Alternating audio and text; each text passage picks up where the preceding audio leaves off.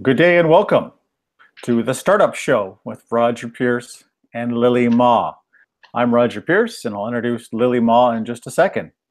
We're here today to help new entrepreneurs learn some things about starting and growing a small business, something I've done 13 times over the last 25 years. So if you've got small business questions, we hope to answer them here today. Each show we go through about 4 questions submitted by a community that we find on evancarmichael.com. And we attempt to answer your questions as best we can. Of course, if you have follow-up questions, we're happy to do those as well.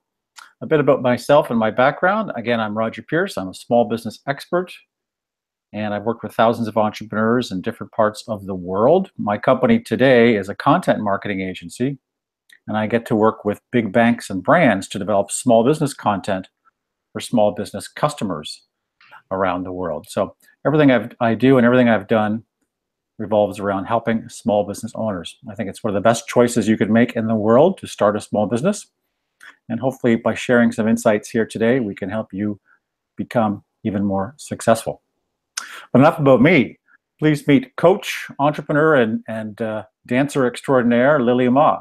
I love it. I love it. Every single week, like I have a new job title that you put in. I love it. I wonder what's going to be for next week as well. So Roger, I know usually the traditional way is I have a list of questions that I ask you, but I'm actually really curious to find out from you because you said that you love helping small businesses, and that's one of the best things to do. I'm curious to find out why small businesses specifically for you. Why do I like helping small businesses? Yeah, specifically. I guess it's something that's close to my heart. I've always thought that self-employment is the best career choice one can make. No offense to people out there with a job, but running your own business just is so rewarding. You get to do what you love. You get to work with people you like, not people who you're told to work with. There's no boss, except maybe my wife. There's no income cap. You can make as much money as you want or as little money as you want.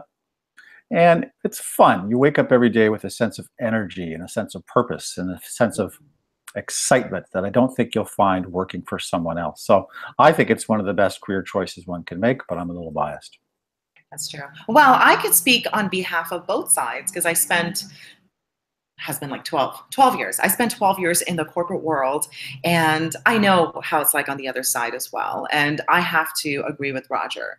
Having your own business gives you a sense of purpose that working for someone else, it just doesn't. Now, it's not for everybody. There are certain people that are not cut out to have their own businesses. It's a lot of hard work. Even though we're here, we're like, oh, we love what we do. We have a purpose in life. We wake up every single morning really happy. Very true. However, there's like a lot of hard work involved. There's like certain level of dedication that people are required to do when they want to start their own business. So I'm a little bit biased, I guess, now. Being an entrepreneur myself, it is one of the most rewarding things that you will ever do in business. So that's my 2 cents there. There you go. I agree completely. Yeah. All right, Roger. So let's get right into it. The first question comes from Emmanuel asking, sales advice for people with no experience. What should be the approach? Free, low cost, commission, money back within 30 days if not satisfied? And he's saying that he's into social media marketing specifically, but it may apply to more service-related businesses as well. Really interesting question. Thank you so much, Emmanuel. You know, getting your first customers to believe in you is a challenge, and it's not uncommon. So first of all, understand that what you're going through, you're not alone. A lot of new entrepreneurs want to get that first break, that first customer to deal with them, and they're struggling for the right way to go about it. So, you know, I think you need to give someone a chance to give you a chance, to give you your first break. And so my comments are more about what can you do to make that happen.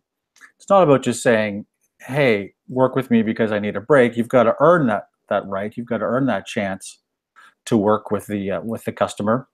but there's nothing wrong with putting the conditions in place to make you very favorable to work with, even if you don't have much experience. So a couple things that you can do. Can you do something that is more performance-based in terms of compensation? Not necessarily commission, but can you write up some sort of contract that says, look, I'm going to do this work for you, and when I achieve these goals, I will get paid this much. That way, the customer's got a bit of skin in the game because they're still going to have to pay you some money to get the work going. But at the end of the day, they don't need to necessarily pay all the money up front, which is a big risk for them. And you're going to work as hard as you need to do to get the results as you've promised in your deal. So performance-based, not necessarily commission, just performance-based. So if you're going to sell 30 widgets or attract 1,000 people on social media, if you're going to complete the show on time, whatever you're promising to do, put that in there as one of your metrics. And when you reach it, make sure that that triggers a payment to you. I'm not a big fan of giving away your time or your expertise for free, because that really devalues what you do. And I'm pretty sure that what you're offering is of great value to customers out there. So you need to get paid something up front. So I'm a big fan of like a combination. Pay me a little bit to show that you're serious, Mr. or Mrs. Customer. And then let's have some sort of back-end performance-based compensation when I see the results or when I achieve the results that I promised to you. A couple of other things you can do, Emmanuel, is be professional at every turn. That means writing up a contract. What I'm talking about here today is very specific. So you're going to want to write it down. You can download sample contracts off the internet. Be professional on every turn. Answer the client's phone calls, answer their emails, be responsive, be very serious. And above all, do what you promised to do. If someone does give you this chance, you set it all up as I've described, you've got to follow through. It's disastrous if you don't, if you break that promise, if you fail to meet the deadlines or the targets or the objectives. If you don't do what you said, your reputation is going to be tarnished and you're going to have even more trouble finding another customer to give you that break. What are your thoughts, Lily? Absolutely. I love the fact that you said that charge some sort of fee. It doesn't have to be a massive fee to begin with because you are starting out. So you haven't earned the experience to charge premium value, but there needs to be some sort of fee. Because I think in my experience, when you do give away things for free, people don't take you as seriously. And that's really the truth. Even though you may have a lot of experience and you know you could perform really well, they don't take you as seriously. So having some kind of fee, like you said, they have a skin in the game. They have some sort of commitment to you. That's one thing. And then second thing is you have to deliver. Seeing these clients is the fact that you're going to show them results. And results speaks volumes. Like results is the most important thing. Show them that you can deliver. You can deliver on time. Make sure you meet those promises and even over deliver if you can. Like I think a lot of young folks that I work with, they get very excited. They get super excited and very enthusiastic. And sometimes what they do is they overpromise certain things. And it all comes from a genuine, loving place that they just want to over deliver. But reality happens. And you may not be able to deliver. So really being realistic with what you can deliver in that given time is also quite important. Sure, you get so excited about getting the sale that you promise the world and quickly realize you can't fulfill that promise. So like you just said, under promise and over deliver is key. Yes, always, always. Yeah, always. All right, the second one comes from Michael. Michael says, what are the I can't see any of my reading glasses. What are the metrics or even gut indications that you are on the right track in year one? Things can be super slow growth. Very interesting question, Michael. Thank you so much for submitting it. So you're talking about the first couple of years of a startup business, and you're supposed to lose money for the first couple of years of a startup business. Slow and steady wins the game. Most businesses will lose money for at least the first year, more likely the second year, and sometimes even the third year. So what that means is, of course, you've got to capitalize. You've got to come into this small business journey with some money in your pocket. Hopefully you've done that or have a chance to do that. You know, I use a startup formula that I often like to share with new entrepreneurs. And it's whatever your capital costs are, plus 6 months of working capital, that should be your startup budget. So if I was going to open up a website business of some sort and I needed $50,000 in upfront costs, and then I needed $10,000 a month to live, let's say for 6 months, that's $60,000 in working capital costs. Together, that's $110,000 is what I would need to go and raise. Add on to that another 10% just for contingency, because things always come along you don't expect. So really, I'm out there trying to raise $120,000 to get my business going. And that's just to give me 6 months of no income coverage. Really, to be conservative, you should look at a year or 18 months or even longer of no income coverage. Most businesses will start to make some money coming in, so you'll start to cover some basic costs within the first year. And I would say that would be your first metric. You know, are you covering your costs? Are you breaking even? If you are, fantastic. If you are taking home a paycheck, meaning you've not only broken even, but you've given yourself a little bit of money to take home, amazing, because to do that within the first 2 years of business is very, very rare. Other metrics you might consider are website visitors, number of users, is your team functioning well? I guess it all comes down to what you identified in your original business plan, and you have one, right, Michael? That will identify those metrics so you can start to see whether or not you're on track during those first 24 months. I think in terms of gut instinct, you'll know it. Are you on the right track? Are you achieving your goals? Do you feel good about things? I would say just give it more time. If all indicators are you're making some progress, you're meeting some of your metrics, your gut tells you you're heading in the right direction, don't give up. As Evan Carmichael would say, persevere. Most entrepreneurs just simply quit too early because they're frustrated or they don't see immediate results when they're just about to hit it big by plotting ahead. That like hits me like right in the heart, because that's the reason why a lot of people give up. It gets too hard. You know, let's face the reality here. We have families to feed. We have things to, we have things to pay for. And it's a lot of the planning ahead that doesn't work out sometimes for people.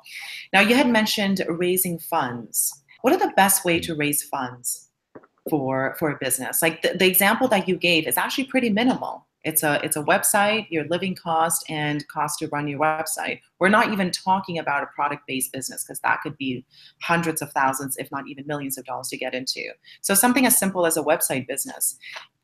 How would you say it's a best way to raise funds without maxing out all your credit cards and your savings and all of that?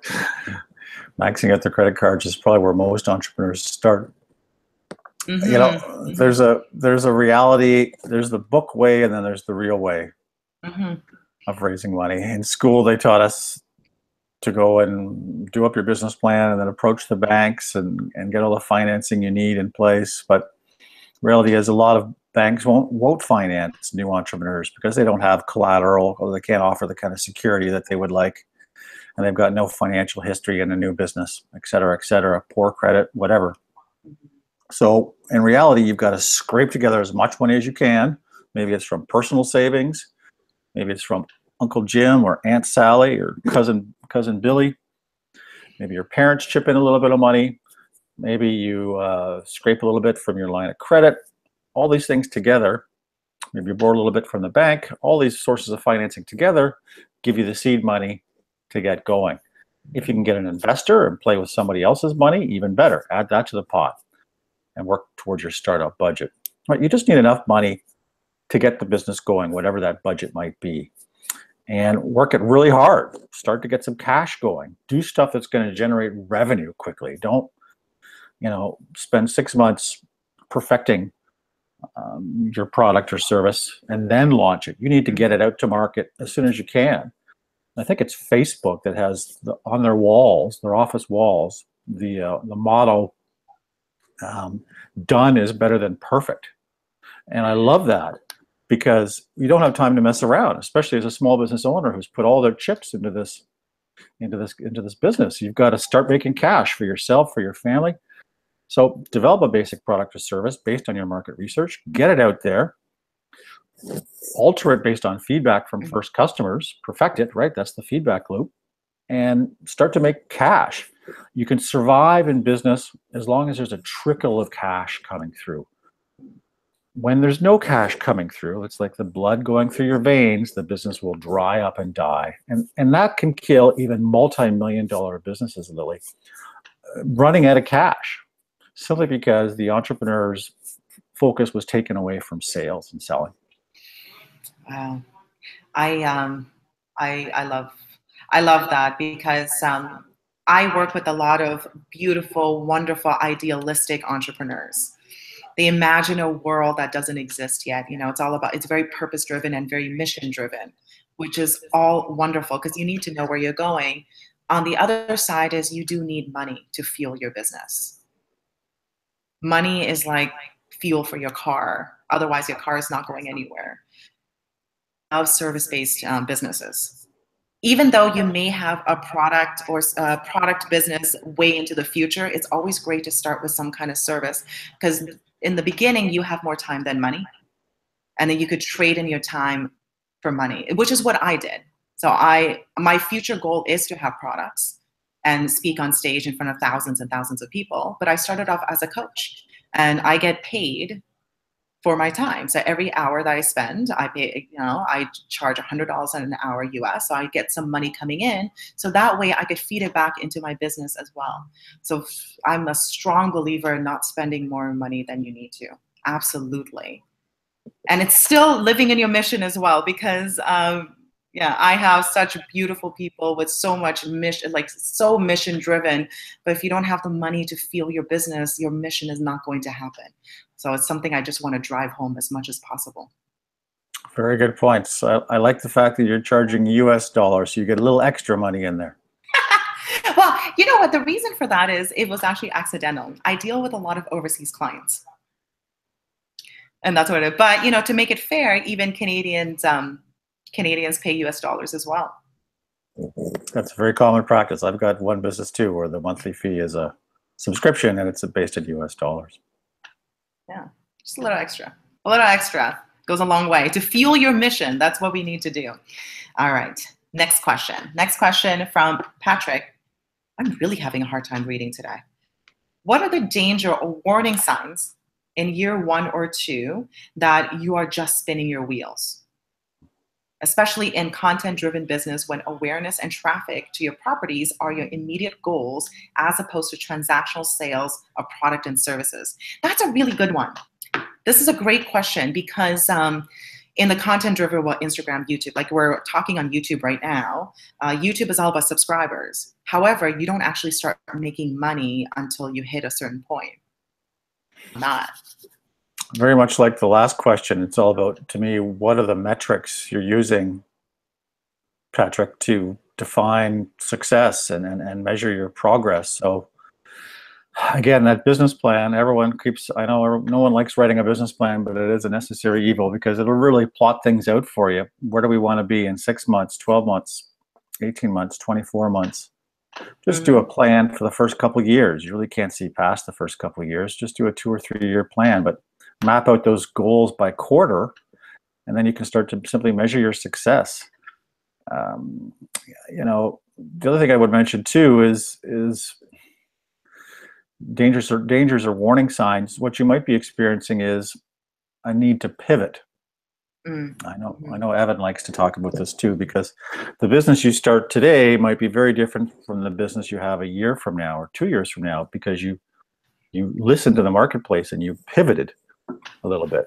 Like we just talked about with the last question, you're getting feedback all the time from your customers, and maybe what you thought would sell isn't exactly what customers want to buy. So you pivot slightly. Still have your business objectives and your goals in place and your revenue targets, but maybe you need to just change what you're selling to meet the demands of the market ever so slightly. One of the best examples I love is Walmart. I mean, decades ago, Walmart, of course, was the dominant player of the physical retail landscape, super box stores all over the place. And now they had to pivot to sell online to meet challengers like Amazon, so which is their arch nemesis. So we have to be a little flexible, especially during the first couple of years of a new business, to see what the market tells us. What we have in our heads, what we want to do, great, but can you be a little flexible enough just to accommodate some changes that you might encounter? I love you brought up the online what Walmart did. And we live in Canada, and probably the folks are watching know about Sears and what has happened with them. They are a perfect example who failed to pivot because they had this very successful catalog business. With I used to order from the Sears catalog all the time, and I loved it. But they failed to move that online. Now, if they had jumped on it in the beginning and see it coming and did the pivot, things would have been very different for them. See, I think you should have sold your consulting services to Sears. They would have been so much trouble. And you know what? It has a special place in my heart because I'm from the retail business. And for me to like see, and I had a lot of friends work at Sears, and I know all about that, what has been going on with that company. But that could have been played out very different for them.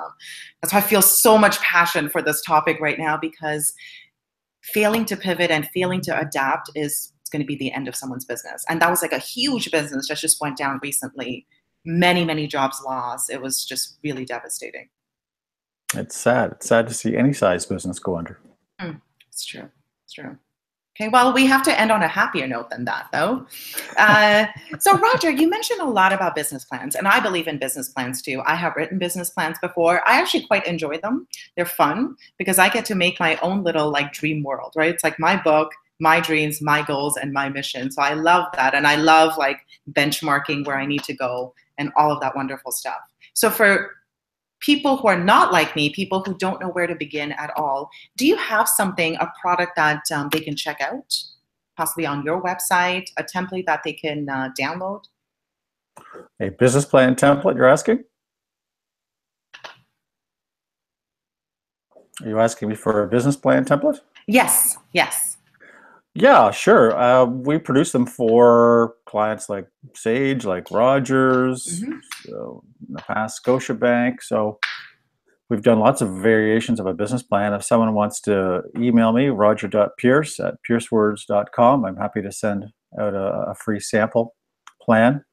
And you know what? The plans are really important because they just make you think through your business from all the different angles. And like I said earlier, it shouldn't be more than a 2 or a 3 year plan. Even 5 years is hard to predict what's going to happen. So just do a 2 to 3 year plan, make it 10 pages or less, and revisit it often. And the plan is basically going to tell me a few main things. It's going to tell me who's on your team, your service, who's your target market, why are you selling to them, and how are you going to get the product or service implemented and out to market. It's also going to tell me how much money you need, and how much you're going to sell for, and is there any intellectual property involved that you're also going to protect or need money to protect. So it's a valuable document, even if you're not going to raise external financing. Even if you've got enough cash of your own, you might think, oh, why do I need a plan? I've got my own money. I don't need to go to a bank or an investor. Still do the plan, right, Lily? Because it helps guide you and your team and keep you focused. You can't afford to waste Nice. I a love whole it. lot of time. It amazes me too. A bit of a personal beef is an entrepreneur is about to embark on this amazing journey, starting up and running a small business. It's going to take thousands of hours of your time. It's going to put perhaps in jeopardy all of your money. It's going to take maybe other people's money if you're taking funds from banks or investors. It's going to put a whole lot of things on the line. So why on earth wouldn't you spend a few hours at least to prepare a business plan, right? With all this time, money, stress, energy, reputation on the line, isn't it worth setting aside some time at the beginning to come up with a good roadmap? Yeah, I think so. You have to have a plan of some kind. It doesn't have to be your traditional business plan that are 150 pages long, which is what I have done before in the past. But you need to have a plan, especially the finances, because I think a lot of folks underestimate how expensive certain things can get. And you don't want to get into a situation that your business goes under and now you have to go back into working at a job that you hated to begin with. Now you're going to hate it like twice as much because you have tasted how it feels like to be your own boss and do the things for yourself. So for sure, like start a plan. Start a plan. And People don't for the yes, sorry, say that again. people don't plan to fail; they fail to plan. Exactly, right? So for the folks watching, if you're interested in getting a template from Roger, please email me as well, and then I could forward you guys the information as well. And then Roger, maybe I could do the same. If some folks email me, I could direct them to you, perhaps. Absolutely, and we're Okay. happy. I'm sure you would agree, Lily. We're happy to look over plans if someone wants a third opinion. Oh, that would be fantastic. That'd be fantastic. Okay, we could talk more about the details about that because it seems like there's a common theme with all of these questions. It goes back to having a good plan, a business plan. Absolutely, and it's exciting to see everything come together in a document. And like you said, we don't want to end on a down note. No. It's a freeing premise. It's a freeing exercise because you get to put all your great ideas and aspirations and thoughts down into one 10-page document and then tweak it, and then it's going to guide your efforts for the next couple of years. You might have to change some things in the plan as you get some response from your market, but you're going to feel good Mm. moving ahead with the business and making it happen. Yeah, it's so exciting. You're paving a path for yourself that didn't exist before. It should be an exciting time, not a daunting time. I think it like 10, you mentioned 10 page, so it doesn't have to be like this 150-page business document that people usually think of when they think business plan. Oh, please don't give me a 150-page document. He's not reading it. I want something short and sweet. I've even seen 2-page business plans, which is a bit of a feat, but the shorter the better, in my opinion. Awesome, awesome. That's a wonderful way to end this session, I think. Anything Abs- else? nope, that's it for me. Any other comments from you, Lily? No, that's it. I love it. I think a lot of folks can benefit off this session, and the business plan keeps coming up. I think a lot of it was with the new folks as well. They think that they don't necessarily need a plan. They could go with their gut feeling and the just sheer drive and mission and purpose, which is all very important. You could put all of that in the business plan as well. And one last bit of advice, of course. I know you've talked with this too, but once you've got that plan, or even before you finish it off completely, share it around. I remember in our last session, some people were concerned, or a questioner was concerned about non-disclosure and people taking their idea, but I really like to err on the side of openness. If you've got a plan, share it around, get some feedback, get some input. It'll make it even stronger. Most importantly, it'll commit you to doing the business idea. Mm-hmm. There you go. There you go. Awesome. All right. Well, thank you so much, Lily. I appreciate your time and your expertise here today. All right. Thank you so much, Roger. Thank you. Thanks for watching, everyone. We'll see you next week. Take care. Bye. Bye-bye. Bye.